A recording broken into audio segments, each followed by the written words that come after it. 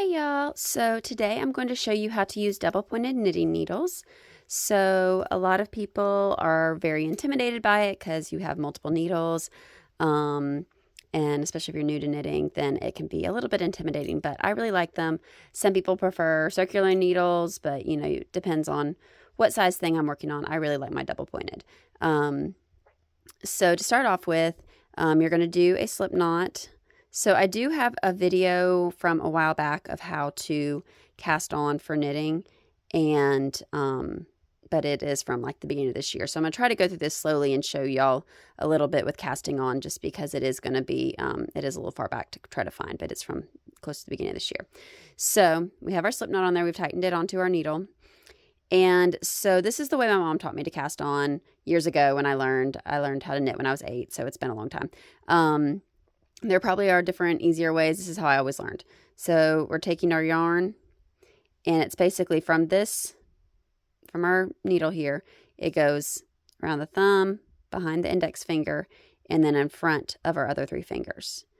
And then we're going to use our back 3 fingers to hold down the yarn. Not tight, but just, kind of hold it firmly. So then we're going to go under that first, over this. Now this is the confusing part.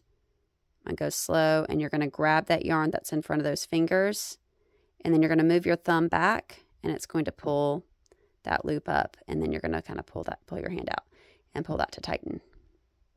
So I'll try to go through that a little bit slower again. And again, I do have another video on this, but I just wanted to kind of show like that.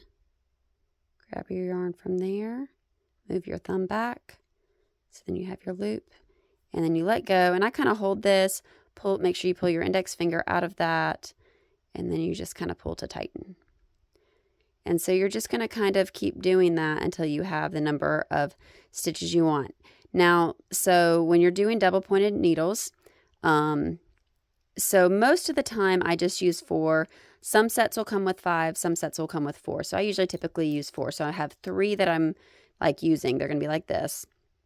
And then I'm going to have 1 more that is my one that I'm working through. Okay, so then you're just going to do, and we'll do just a few here. Go through.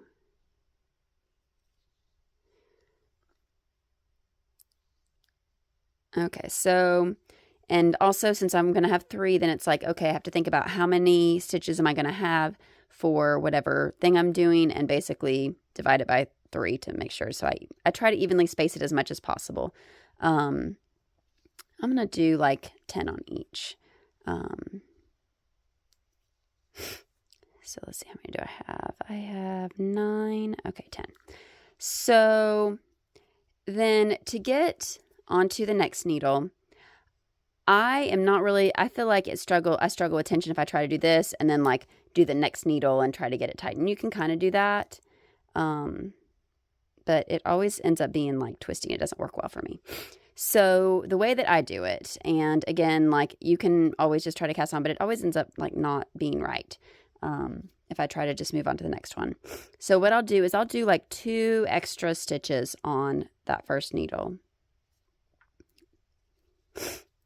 And then I just kind of scoot those down, and then I just kind of insert my needle there and pull off 2 stitches.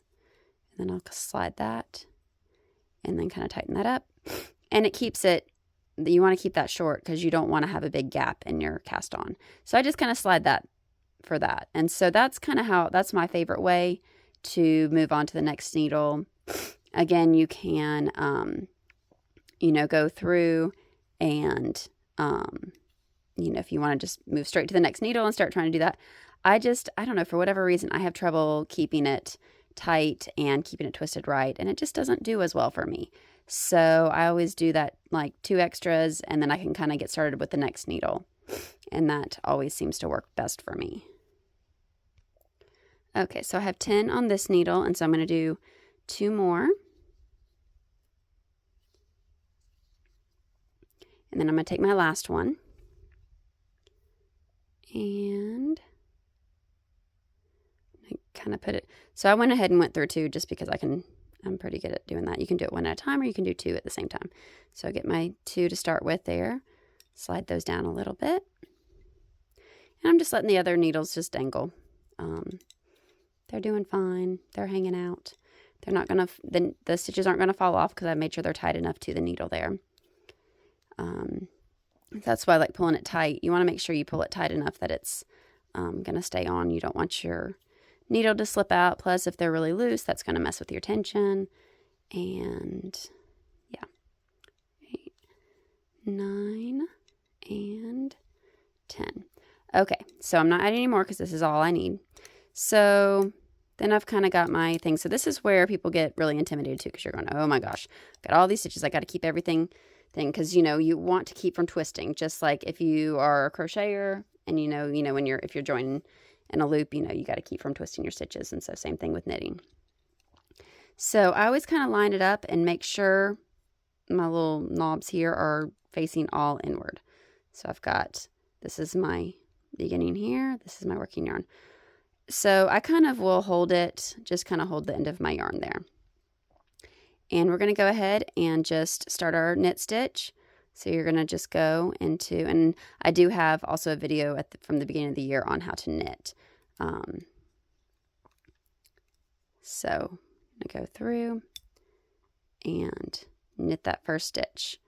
And so you're making sure that everything stays on the inside.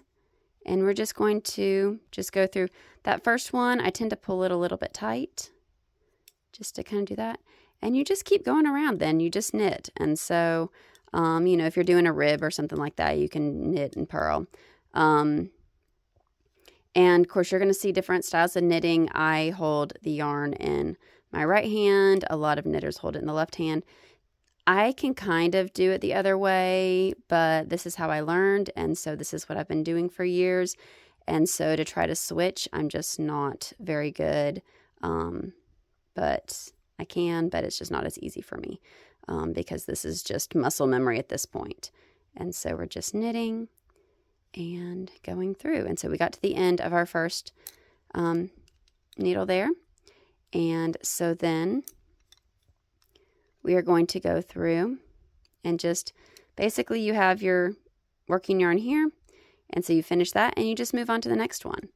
And so you're just going to go through and you're going to stick it in there. Do your knit stitch.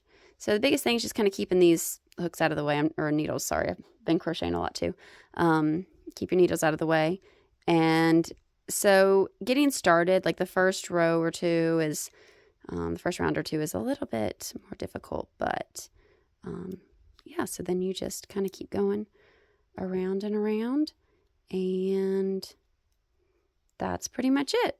So you just keep going and going and going until you get to, however you need to for whatever, and you just keep going around. And so it's really not as scary as a lot of people think it is. It just, it seems that way because it looks very intimidating, but once you get used to it, it's really not that bad. You just kind of have to keep in mind with where you are, and, you just keep knitting. You just move from one needle to the next and one needle to the next, and it doesn't really, and it's really not any harder than straight once you get started. So just keep going around, and that is how you knit in the round. Have a good day.